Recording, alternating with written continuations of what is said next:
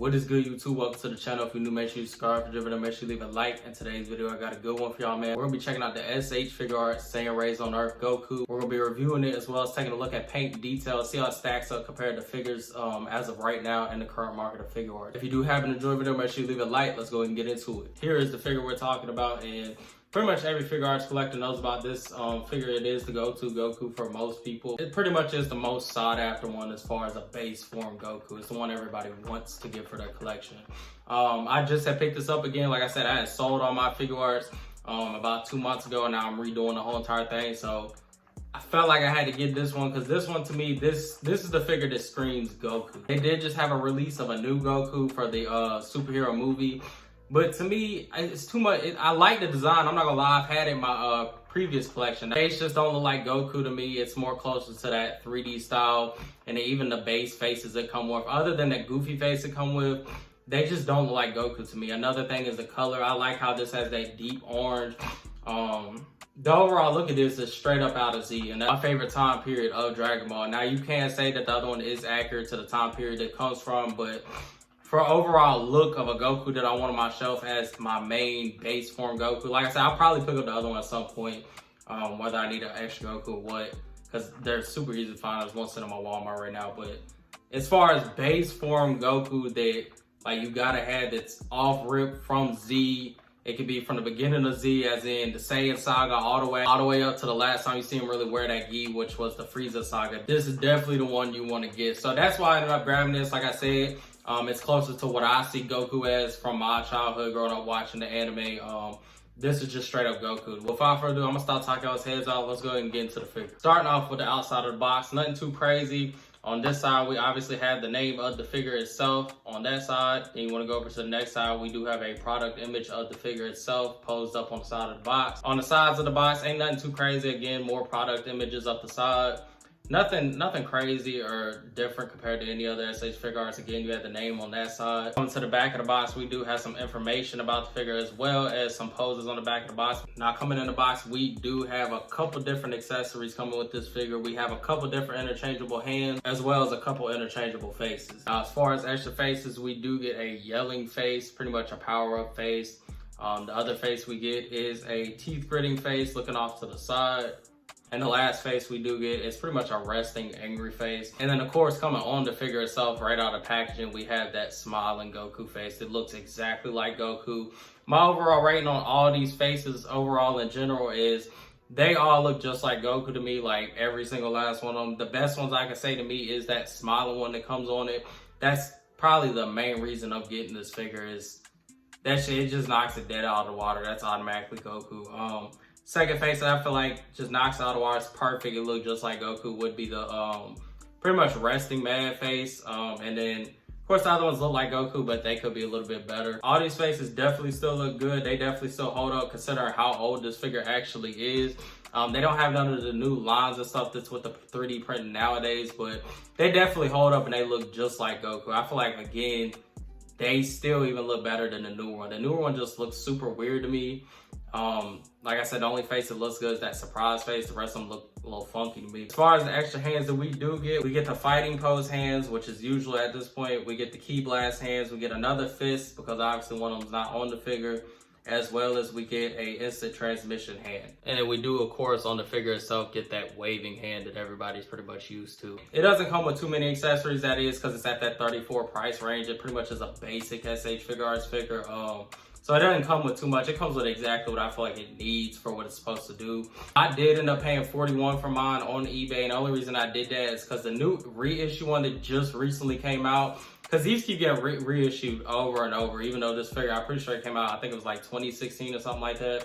They've been reissued multiple times because it's a base form Goku. It's the best Goku they have, so of course I'm gonna keep reissuing. That's how Figuarts does. But the recent one that just got reissued is super ugly. I don't know what they did to it, but the eyes on it are super far apart. Like it looks super funky. I did not want that junk, so I ended up going on eBay, finding this one for $41 and picking it up, and it definitely was worth it. Now, if you want to get the original release like me instead of getting a reissue so you don't get them funky looking eyes, you might get lucky actually, because some of the reissues do have regular eyes on it like this one, but some of the majority of what I've seen have them weird far apart ones.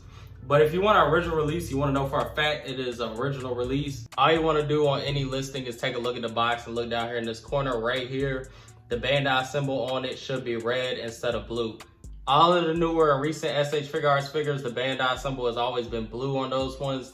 The older figures back then had this red logo instead of the blue. With all that being said, jumping into the figure itself, man, this is the perfect Goku figure. I ended up picking it up for my collection because I needed that perfect Goku that's gonna sit in the front of my whole entire collection, and this just knocks it out of the park. To this day, it still holds up. All the joints is good. Again, this is an original release one that I bought secondhand on eBay that was pre-owned by somebody, and all the joints are still held up. That's a whole nother thing with the reissue. I guarantee that the QC on it is horrible because for some reason, Figuarts and these $35 limit figures are horrible with QC issues. Like the full power Goku that's at that price limit. The Vegetas have been fine, but the Goku Black at that price range also sucks with QC. However, like I said, I don't have that issue with this, nor do I gotta worry about it. The figure itself, overall, just looks perfect. The paint is perfect. It has that flat paint all around, so it has that premium look to it that I like. The hair even has that matte look to it. Everything on this figure is just perfect to me, man. The paint on the back of the figure, head to toe, is perfect. The paint on the front, head to toe, is perfect. Even the symbol itself is done perfectly. The symbol itself does have a weird yellow shade to it. I don't know if it's supposed to be off-white or what, but it's more of a yellow. It's nothing too crazy or anything that's disturbing. To me, it kind of reminds me of just how Dragon Ball Z looks older anyway, so it kind of fits with the aesthetic of the figure itself. I don't really got nothing else to say about it. Like I said, it is the perfect Goku to me. The paint details is perfect. Let's get into the articulation. Now, looking at the articulation on this figure, we do have a up and down at the head, so it can look about that much down, look about that much up. Pretty much normal on all these guys. I don't even know why I'm doing this at this point because everybody knows what this articulation is. It has some pivot in the neck. It has a little bit more than a lot of Goku figures I've actually seen. It is super stiff going forward. Don't really got any, it doesn't really have that much mobility going forward, but it definitely goes back some. I'm not tripping off that because I don't really use the ab crunch like that for real. Arms go up about that much on both sides. I don't know if you twist them, they definitely go up higher, but of course the guards are getting in the way. You get that typical swivel as well as the double jointed elbow that we get on all these figures that has that 90 degrees to it. Pivot at the wrist, pretty much can rock it back and forth, side to side. You can do anything you want with it. The arm does go all the way around. That's kind of common sense. Like I said, at this point, they all have the same articulation. Coming down to the waist itself or the midsection, bottom legs, whatever you want to call it. The legs do go out about that much. You can probably press them even more, but I'm not gonna do it. I don't want to tear the paint up on it or anything like that. The legs itself do kick up about that high, so definitely quite a bit. They probably can go further. Like I said, they do go back. They can go back way more than that, but like I said, I'm just not gonna push it or anything like that. You do have that typical double jointed knee right there, as well as you got pivot on the boots itself, as well as the up and down. You also have that typical toe articulation. So that'll pretty much wrap up the review. Again, nothing's gonna beat this figure anytime soon unless they re-release or make a newer version of it with that 3.0 body. I do know that Demonical Fit did just release a 3.0 Goku, but to me, it looks super ugly. I don't know why anybody's gassing it. The faces do not look like Goku at all to me, but that's just my personal opinion, as well as something's just off about the body. The body they also use is super beefy to me. I don't feel like Goku was ever that big.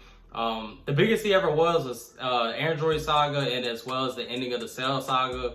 He was pretty beefy, but he wasn't that big. He was never that big. So to me, the body proportion is just a little weird with that figure, as well as, like I said, the faces just don't look like Goku to me. However, this one right here, automatic Goku. I mean, there's no beating this figure, like I said, unless Figuarts releases a new one, which pretty much they've been doing that. They've been hitting us with all the 3.0s recently. So I feel like at some point it might happen soon, but at the same time, I wouldn't get your hopes up for the simple fact that they just reissued this thing again and they keep reissuing. So I honestly don't know. I'm perfectly fine with this one for the time being because, like I said, it's perfect. Y'all let me know what y'all think about the figure down in the comments. If you're new, make sure you subscribe. If you enjoyed the video, make sure you leave a like. Till then, I'm out. Stay tuned.